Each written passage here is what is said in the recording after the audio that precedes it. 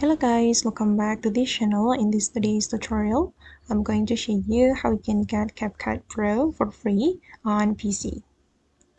Okay, let's get into it guys. I have opened my CapCut application on my personal computer, and first of all we need to sign in to the CapCut application. We can sign in with our Google account, TikTok account, or Facebook account.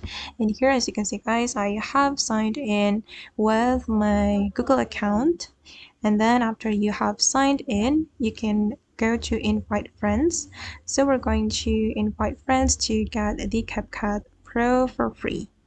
Here you can copy the invite link and you will be able to share it to your friend, and then they have to accept this invitation, so you will get CapCut Pro for free. You can get up to 7 days of free Pro by inviting 10 friends. Okay, just copy the invite link and share it to your friends, and ask them to accept this invitation. And after that, you will get CapCut Pro for free on your PC. Okay guys, and that's all the way to get CapCut Pro for free on PC. I hope this tutorial will be useful for you. Thank you so much for watching, and bye!